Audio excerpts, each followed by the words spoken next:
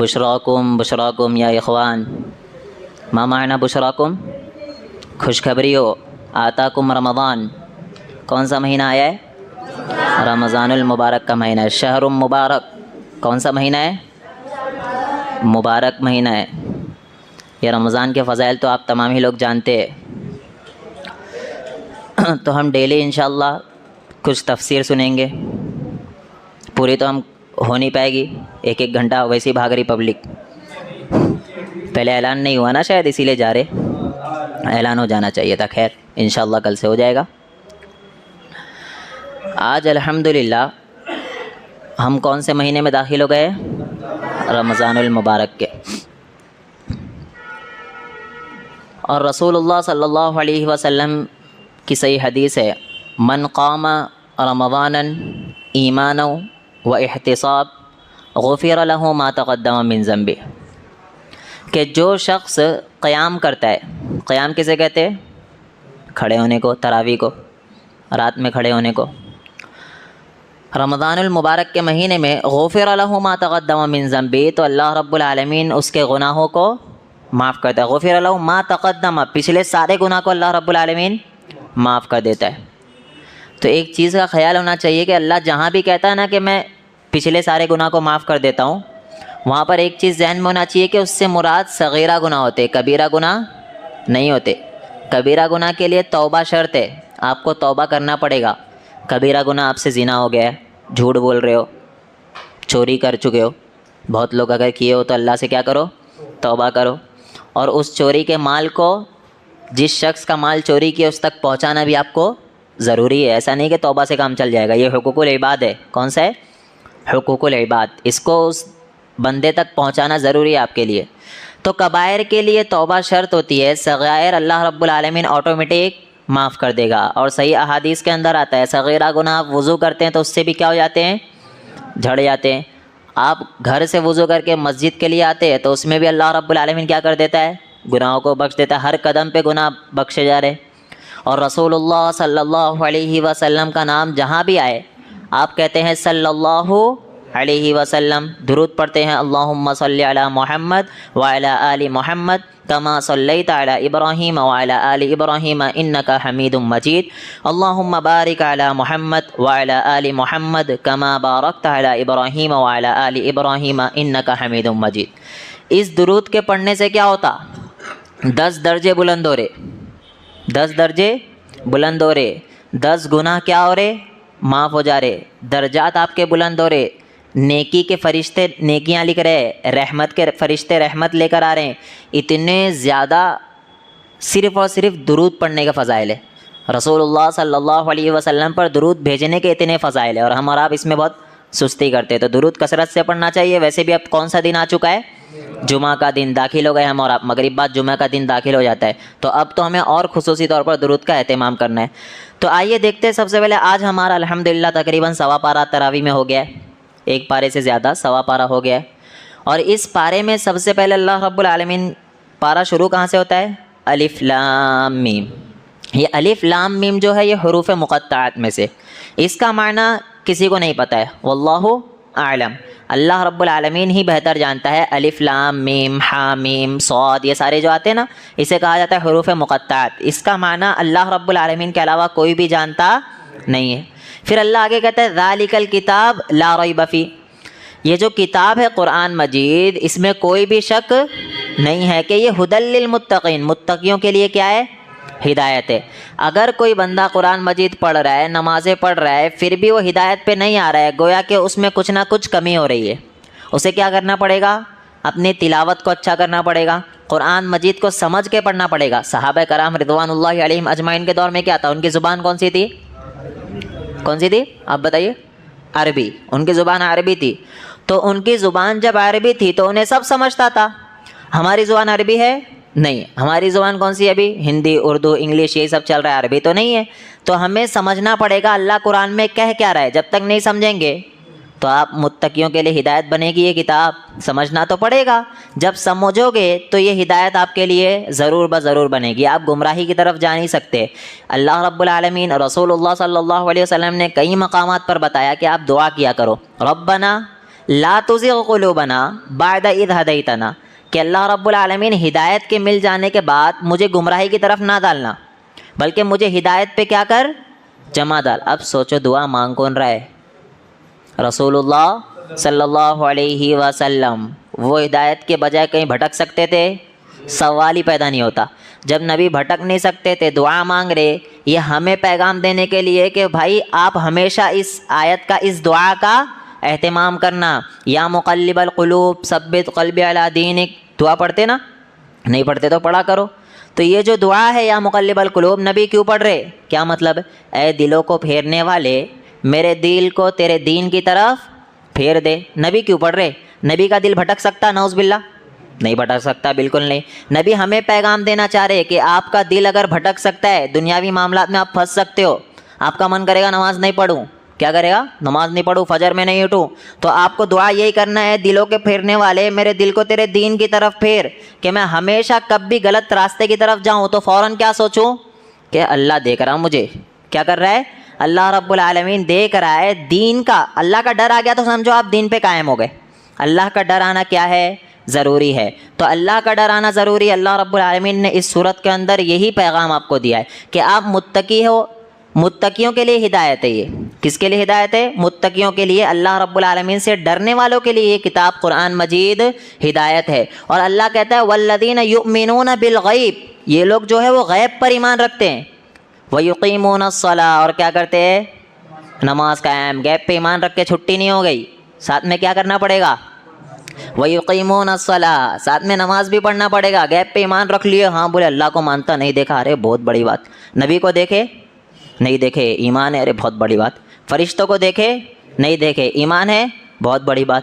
اس قرآن مجید کو اللہ رب العالمین کے ذریعے رسول اللہ صلی اللہ علیہ وسلم پر، یا فرشتے جبرائیل کے ذریعے رسول اللہ صلی اللہ علیہ وسلم پر اترتے دیکھے نہیں دیکھے، پھر بھی ایمان ہے۔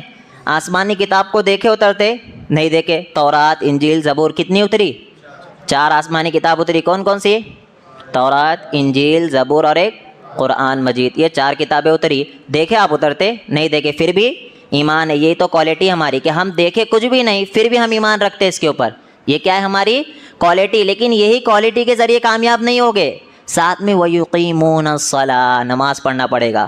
وَمِمَّا رَزَقْنَاهُمْ يُنْفِقُونَ، اور اللہ نے جو مال دیا ہے اس کو اللہ کی راہ میں خرچ کرنا پڑے گا، بخیلی کی طرح گن گن کے رکھنا نہیں ہے۔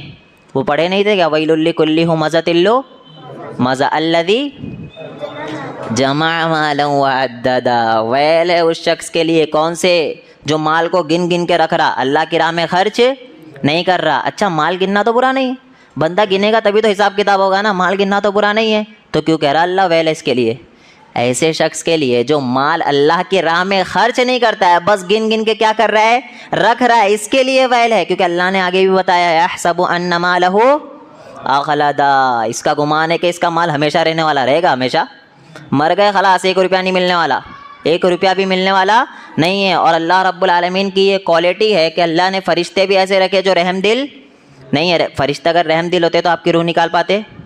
فرشتے رحم دل ہوتے تو آپ کو تکلیف دے پاتے؟ نہیں، فرشتوں کے اندر رحم کا مادہ نہیں، اللہ نے جو کہا خلاص کرنا ہے، اس سے آگے اپن نہیں بڑھ سکتے، یہ فرشتوں کا معاملہ ہے۔ اسی صورت کے اندر اللہ نے فرشتوں کو کیا حکم دیا پتہ ہے؟ اللہ نے بتایا وَإِذْ قُلْنَا لِلْمَلَائِكَةِ اسْجُدُوا وَإِذْ قَالَ رَبُّكَ لِلْمَلَائِكَةِ إِنِّي جَاعِلٌ فِي الْأَرْضِ خَلِيفَةً، فرشتوں کو اللہ رب العالمین کہہ رہا ہے کہ میں تمہارا نائب خلیفہ، اللہ رب العالمین کا وَإِذْ قَالَ رَبُّكَ لِلْمَلَائِكَةِ إِنِّي جَاعِلٌ فِي الْأَرْضِ خَلِيفَةً، کہ اللہ رب العالمین خلیفہ بنا رہا ہے، یعنی آدم علیہ السلام کو اللہ انسانوں کو پیدا کر رہا ہے۔ جب فرشتے سنے تو کیا کہہ رہے پتہ ہے؟ کیا ہے آگے؟ وَإِذْ قَالَ رَبُّكَ لِلْمَلَائِكَةِ إِنِّي جَاعِلٌ فِي الْأَرْضِ خَلِيفَةً قَالُوا أَتَجْعَلُ فِيهَا مَن يُفْسِدُ فِيهَا وَيَسْفِكُ الدِّمَاءَ، اللہ ایسی مخلوق پیدا کر رہا تو کیسی؟ جو تیری نافرمانی کرے گی، جو خون بہائے گی۔ کہہ کون رہے؟ کون کہہ رہا ہے؟ فرشتے۔ اور اللہ فرشتوں کو کہہ رہا ہے کہ میں پیدا کر رہا ہوں انسانوں کو۔ فرشتے کہہ رہے کیوں ایسی مخلوق پیدا کر رہا ہے؟ جو خون بہائے گی ناحق، جو تیری نافرمانی کرے گی۔ ہم کر رہے نہیں کر رہے نافرمانی؟ یقین کرو کہ خود سے آپ اقرار کر سکتے ہو کہ ہم اللہ کی نافرمانی کر رہے ہیں۔ اور فرشتوں نے کہا تھا ایسی مخلوق کیوں پیدا کر رہا ہے جو تیری نافرمانی کرے گی، خون بہائے گی۔ بہارے نہیں بہارے آج مسلمان آپس میں؟ بہارے اور آگے کہا تھا اللہ نے, اللہ کو دیکھو کتنا گرو تھا نا, اللہ نے کہا تھا قال انی اعلم ما لا تعلمون, جو میں جانتا وہ تم جان نہیں سکتے. فرشتوں سے زیادہ جاننے والا کون تھا؟ اللہ رب العالمین, پوری کائنات کا مالک, سب سے زیادہ عالم الغیب کون ہے؟ اللہ رب العالمین, ہر چیز کا جاننے والا ہے. اور اللہ نے پھر پیدا کیا کس کو؟ کس کو بنایا سب سے پہلے؟ آدم علیہ الصلاۃ والسلام کو. کیسے بنایا؟ آگ سے, مٹی سے. کس سے پیدا کیا اللہ نے؟ مٹی سے پیدا کیا. اور مٹی سے پیدا کرنے کے بعد سب سے پہلا کام جو فرشتوں کو کہا کیا؟ وَإِذْ قُلْنَا لِلْمَلَائِكَةِ اسْجُدُوا لِآدَمَ فَسَجَدُوا إِلَّا إِبْلِيسَ. اللہ نے کہا کہ اب تم کو کیا کرنا ہے؟ یہ آدم علیہ السلام کو سجدہ کرنا ہے. اب وہاں پہ ابلیس بھی موجود تھا. کون تھا؟ ابلیس. اور یہ جنوں میں سے تھا, یہ فرشتہ نہیں تھا. یہ بہت لوگوں میں غلط فہمیاں پھیلی ہوئی کہ یہ جو ابلیس تھا, یہ شیطان تھا. یہ کیا تھا؟ فرشتہ تھا. فرشتہ نہیں تھا. قرآن خود بتایا کان من الجنی, وہ کس میں سے تھا؟ جنوں میں سے تھا. وہ وہاں موجود تھا. اللہ نے کہا فرشتوں کو کہ سجدہ کرو. جن بھی وہاں موجود تھا تو حکم اس کے لیے بھی آ گیا. اب وہ سجدہ کرنے سے انکار کر دیا. کیوں؟ وہ بھی بتا دیا کیوں انکار کیا تھا. خلقتنی من نار وخلقتہ من طین. اللہ نے کہا, وہ کہہ رہا ہے ابلیس کہ میں تو کس سے پیدا ہوا ہوں؟ آگ سے. اور یہ جو ہے یہ آدم کس سے پیدا ہوئے؟ مٹی سے. تو یہ مٹی سے پیدا ہوا بندہ, اس کو سجدہ کروں میں؟ نا نا نا, یہ میرے سے ہو ہی نہیں سکتا. تکبر. کیا؟ تکبر. اور فرشتے کس سے پیدا ہوئے؟ نور سے. اسی سے پتہ چل گیا جو سجدہ نہیں کیا تھا وہ فرشتہ نہیں تھا. جو سجدہ نہیں کیا وہ کون تھا؟ شیطان تھا, ابلیس تھا, جنوں میں سے تھا وہ اس وقت. تو اللہ رب العالمین کو وہ کہہ رہا ہے کہ یہ میں مٹی سے پیدا کیا تو نے اسے, میں تو آنکھ سے پیدا ہوا, تو میں کیوں سجدہ کروں؟ اس نے انکار کر دیا. اور اللہ رب العالمین نے کیا کیا؟ اس کو ہمیشہ کے لیے دھتکار دیا اور اسے فری ول دیا. اب جا تو میرے بندوں کو کیا کر, بھٹکا, دیکھتا ہوں تیرے اندر کتنی ہمت ہے. اور اللہ نے آدم علیہ السلام کو پیدا کیا, پھر انہی کی پیٹھ سے کسے پیدا کیا؟ کس کو؟ حوا علیہ السلام کو. اور دونوں کو کہاں داخل کیا؟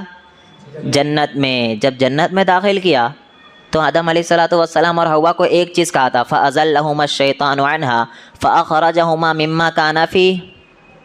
اللہ نے صرف ایک چیز رکھی تھی کہ اس درخت کے قریب نہ جانا. فَتَكُونَا مِنَ الظَّالِمِينَ. اگر آپ اس درخت کے قریب جاؤ گے تو تم کس میں سے ہو جاؤ گے؟ وَلَا تَقْرَبَا هَذِهِ الشَّجَرَةَ. کیا ہے وہ آیت؟ وَلَا تَقْرَبَا هَذِهِ الشَّجَرَةَ. اس درخت کے قریب نہیں جانا. جنت میں تو بھیج رہا ہوں تمہیں, لیکن یہ جو درخت ہے نا اس کے قریب نہیں جانا.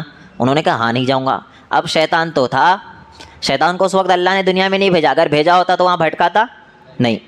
تو وہ گیا اور وسوسے ڈالنے لگا. کیا وسوسہ ڈال رہا ہے پتہ ہے؟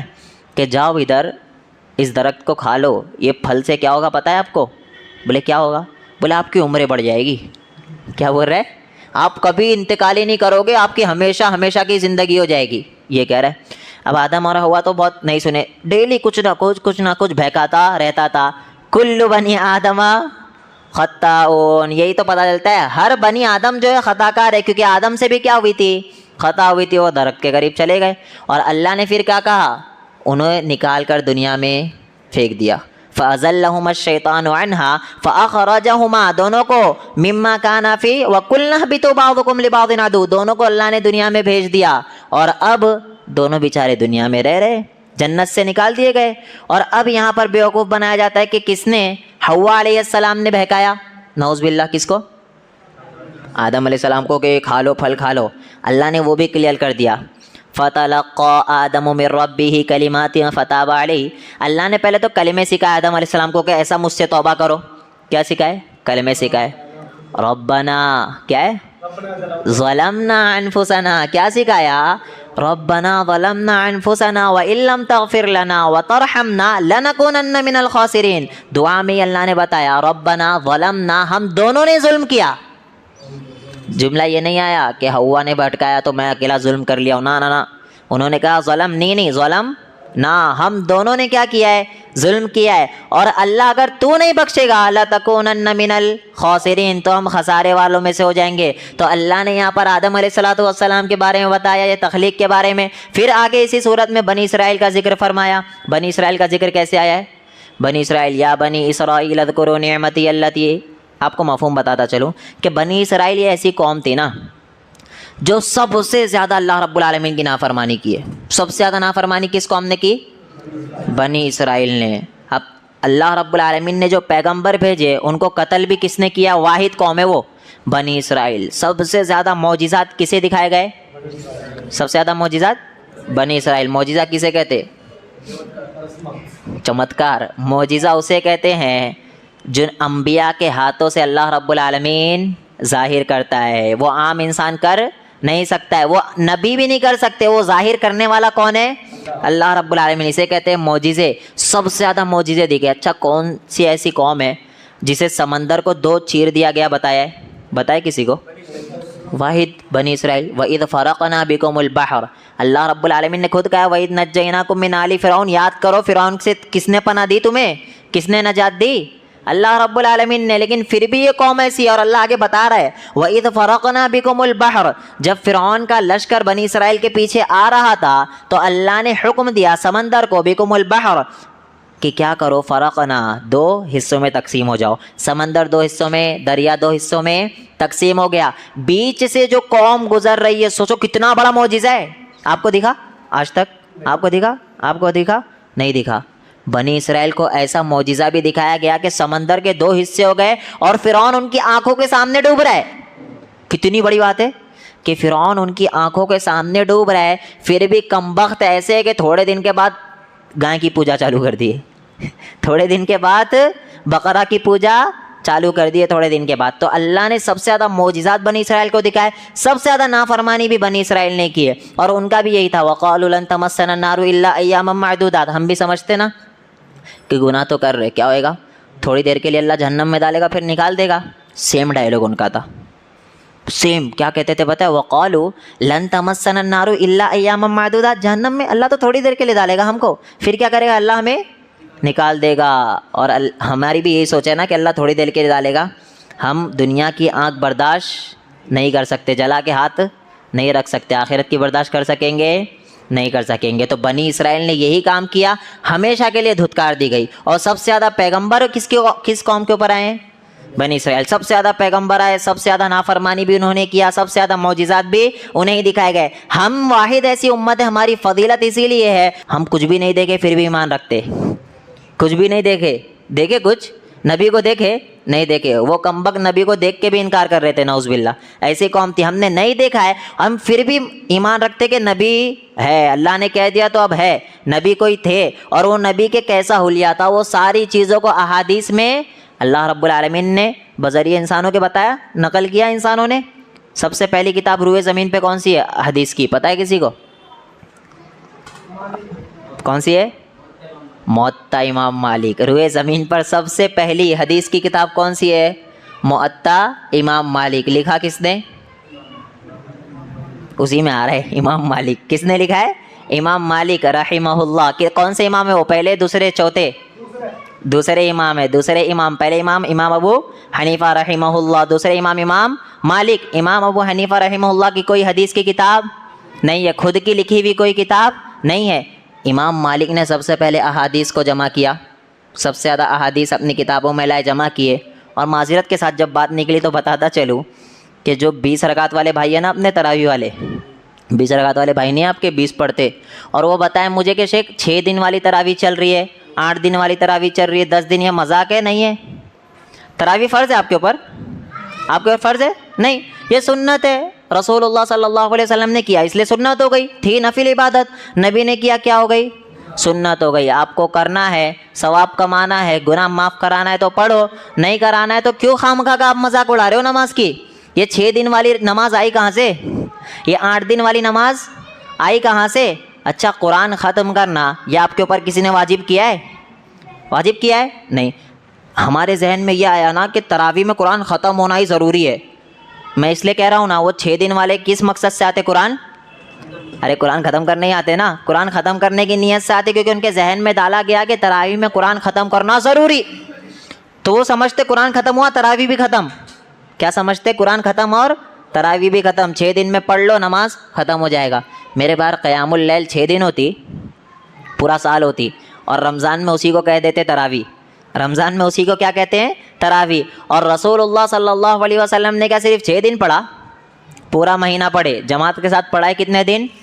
3 दिन जमात के साथ पढ़ा है और पूरा महीना रसूलुल्लाह सल्लल्लाहु अलैहि वसल्लम ने पढ़े, सहाबा कराम रिज़वानुल्लाहि अलैहिम अजमाइन पूरा महीना पढ़े। हम तरावी के साथ मजाक बना रहे कुरान का। हम क्या कर रहे कुरान का? मजाक। अल्लाह ने साफ कहा है वरत्तिलिल कुराना तरतीला, कुरान को आराम आराम से ठहर ठहर के पढ़ो। या लमुन तालमुन करने की ज़रूरत नहीं है। 100 की स्पीड में गाड़ी भगा रहे, समझ में नहीं आ रहा पीछे वाले को, वो बोल रहे सूरह फातिहा नहीं हो रही, इनका रुकू चले जा रहे। और नमाज में क्या है? ला सलात लिमन लम यक़रा बिफातिहतिल किताब, सूरह फातिहा नहीं तो नमाज भी नहीं होगी। सूरह फातिहा तो पढ़ना पड़ेगा। यहाँ पीछे वाले की सूरह फातिहा नहीं हो रही, वो बंदा रुकू में जा रहा। अब बोलो, इंसान का दिल तो मुतमईन हो कम से कम कि मेरी नमाज हो रही है। और रसूलुल्लाह सल्लल्लाहु अलैहि वसल्लम के क़ियामुल लैल के बारे में क्या था? खड़े होते पैर सूज जाया करते थे। बाजू में सहाबी परेशान है, ये रुकू में क्यों नहीं जा रहे? उनके जहन में ख्याल आ रहा कि क्या करूँ, बैठ जाऊँ कम से कम या निकल लूँ यहाँ से। ऐसे ख्यालात आ रहे। इतने लंबे लंबे क़याम करते थे। हम उतने नहीं कर सकते, कम से कम कुरान को सही ढंग से तो पढ़ लो। किसने कह दिया कुरान ख़त्म करना है? हाँ, लेकिन ये बात याद रखना, रसूलुल्लाह सल्लल्लाहु अलैहि वसल्लम रमज़ान में कुरान का दौर किया करते थे। क्या करते थे? कुरान का दौर किया करते थे। कुरान जितना नाजिल हुआ उसको मुकम्मल क्या किया करते थे? दौर किया करते थे। सुनाते किसको थे? जिब्राइल को। जिब्राइल से सुनते, उसके बाद जिब्राइल को सुनाते। और जिस वक्त रसूलुल्लाह सल्लल्लाहु अलैहि वसल्लम की वफ़ात हुई उस वक्त आपने कितना दौर किया है? हाँ, 2 मरतबा रसूलुल्लाह सल्लल्लाहु अलैहि वसल्लम ने कुरान का दौर किया है। तो बहरहाल इतना तो हमें मिल गया कि रमज़ान में कुरान मुकम्मल करने की फजीलत है। रमज़ान में कुरान मुकम्मल करना सुन्नत, अरे नहीं है क्या? सुन्नत है ना, नबी ने किया तो सुन्नत नहीं भी, ऐसे घुनने वने जैसे कुछ समझ ही नहीं रहा। रसूलुल्लाह सल्लल्लाहु अलैहि वसल्लम ने कुरान ख़त्म किया तो सुन्नत हो गई ना, वो सुन्नत है। लेकिन आपको क़याम में सुन्नत समझ के 6 दिन में ख़त्म कर रहे, 5 दिन में ख़त्म कर रहे, ये पसंदीदा अमल नहीं है। आपको नहीं पढ़ना है तरावी मत पढ़ो। किसने बोला ज़बरदस्ती पढ़ने के लिए? कुरान को आराम आराम से ठहर ठहर कर पढ़ना चाहिए। कुरान का मजाक मत बनाओ। और वो बोलते, मुअत्ता इमाम मालिक की बात निकली ना, बताता चलूँ कि जो बोलते हैं ना हज़रत उमर रज़ियल्लाहु अन्हु कितनी रकात तरावी का हुक्म दिए थे? अरे बोलो, 20 रकात। कौन कौन से इमाम बनाए वो क्या बोलते बता? कि रसूलुल्लाह हम मानते कि रसूलुल्लाह सल्लल्लाहु अलैहि वसल्लम ने 8 रकात तरावी 11 रकात से ज़्यादा नहीं पढ़े। हाँ मानते, हज़रत आयशा की रिवायत को हम मानते। चलो आगे चलो। बोले उसके बाद दौर अबू बकर का आया ना, हाँ उन्होंने भी नहीं, हाँ मानते, हाँ उतना ही पढ़े। वो हज़रत उमर रज़ियल्लाहु अन्हु का दौर आया, फिर मालूम क्या हुआ? हाँ क्या हुआ? वो बोले सब अलग अलग नमाज़ पढ़ रहे थे। तो हज़रत उमर रज़ियल्लाहु अन्हु आए, मस्जिद में गुजरे रात को, रमज़ानुल मुबारक की रातों में, देखे कि सब अलग अलग नमाज़ पढ़ रहे हैं। तो सोचे कि क्यों ना हो सारों को एक इमाम के पीछे लगा दिया जाए, सारों को। तो अल्लाह के रसूल सल्लल्लाहु अलैहि वसल्लम ने 3 दिन सिर्फ जमात के साथ तरावी पढ़ाई है, ये बात याद रखो। और क्यों नहीं पढ़ाई थी वो रीज़न भी रसूलुल्लाह सल्लल्लाहु अलैहि वसल्लम ने बताया, कहीं नमाज फ़र्ज़ ना हो जाए। क्योंकि सहाबा कितने आ गए थे पता है? तीसरे दिन के बाद कितने आ गए थे? इतने आए थे कि मस्जिद में जगह ही नहीं थी, सब बाहर बाहर से आ रहे थे। और रसूलुल्लाह सल्लल्लाहु अलैहि वसल्लम ने जब जज्बा देखा तो कहीं ऐसा ना हो कि उम्मत पे फ़र्ज़ हो जाए, तो अल्लाह के रसूल ने जमात से नहीं पढ़ाई। तो हज़रत उमर रज़ियल्लाहु अन्हु ने सोचा कि एक इमाम के पीछे खड़ा कर दूँ। तो तमीम अद्दारी और उबई बिन काब रज़ियल्लाहु अन्हुमा, इन दोनों में से हज़रत उमर रज़ियल्लाहु अन्हु ने हुक्म दिया दोनों को कि आप क्या करो, इमामत के लिए आगे बढ़ो और नमाज़ पढ़ो। बोले यहाँ पर हज़रत उमर ने नमाज के लिए आगे बढ़ने के लिए कहा और कहा 20 रकात तरावी पढ़ो, ये अपने से बनाए। मुअत्ता इमाम मालिक के अंदर आप देखोगे जो रूए ज़मीन की सबसे पहली किताब है, इमाम मालिक रहमहुल्लाह अपनी किताब में लिखते हैं हज़रत उमर रज़ियल्लाहु अन्हु ने तमीम अद्दारी को आगे बढ़ाया और कहा कि 11 रकात तरावी पढ़ो। वो तरावी कितनी पढ़ी गई थी? क़यामुल लैल था वो, तरावी नहीं। तरावी तो बाद में फ़ुक़हा ने लाया, एक्चुअल क्या था? क़यामुल लैल। तो कितनी पढ़ी गई? 11। इजमा हुआ तरावी 20 रकात पे? बोलो, अगर इजमा होता तो इमाम मालिक की मुखालिफत कर रहे ना, तो इजमा कहाँ से हुआ? तो जब इमाम मालिक उसका इनकार कर दिए तो इजमा हुआ? नहीं हुआ। तो ये भी लोगों को बेवकूफ़ बनाया जाता है कि इजमा है, इजमा है, इजमा भी नहीं। और मैं जो कह रहा हूँ, कोई भी भाई मेरे पास आके पूछ सकता है कि कहाँ है बताओ, मैं बोलूँगा मुअत्ता इमाम मालिक किताब लेके आओ, आपको ज़रूर बताऊँगा। क्योंकि उन्हें पता है हदीसों से ही दूर रखा जाता है। क्या करते? हदीसों के करीब ना। बुखारी तो इनके सबसे बड़ी दुश्मन। सही बुखारी कुरान के बाद सबसे अफजल किताब है। सही बुखारी कुरान के बाद सबसे अफजल किताब है। और ये सही बुखारी से दूर रखते अपनी पब्लिक को। सही बुखारी नहीं पढ़ना तो मुअत्ता इमाम मालिक कहाँ से लाएंगे? लाओ मैं बताता हूँ मुअत्ता इमाम मालिक में कि इमाम मालिक खुद नकल कर रहे हैं कि हज़रत उमर रज़ियल्लाहु अन्हु के ज़माने में जब उन्होंने तरावी की नमाज यानी क़यामुल लैल की नमाज में इमामत के लिए खड़ा किया तो कितनी रकात पढ़े लोग? 11 रकात नमाज पढ़े। तो बहरहाल झगड़ा मत करो, 11 सुन्नत है, 20 पढ़ना है, 40 पढ़ना है, जितनी यालमुन तालमुन करना है करो, हमारे क्या मसला है? نفل نماز آپ کتنا بھی پڑھ سکتے ہو، بس اتنا ہے کہ سنت کا لیبل نہیں لگا سکتے ہو. سنت کا لیبل 11 پہ لگے گا، اس سے آگے سنت کا لیبل نہیں لگے گا. سنت 11، اس کے زیادہ آپ کا پڑھنے کا من ہے تو پڑھ لو. ایک اور اہم چیز بتا کے بات ختم کرتے ہیں کہ رمضان المبارک میں تہجد اگر کسی کو پڑھنا ہے، سحری میں اٹھتا ہے نا تو تہجد پڑھنے کا من کرتا ہے کبھی، تو وہ بولتے کہ تراویح اور تہجد ایکچوئل میں ایک ہی نماز ہے، تو وہ مسئلے میں پھنس جاتا ہے کہ پڑھوں یا نہیں پڑھوں. بولے یہ اہل حدیث لوگوں کو پھنسا دیے. کیا پھنسا ہے؟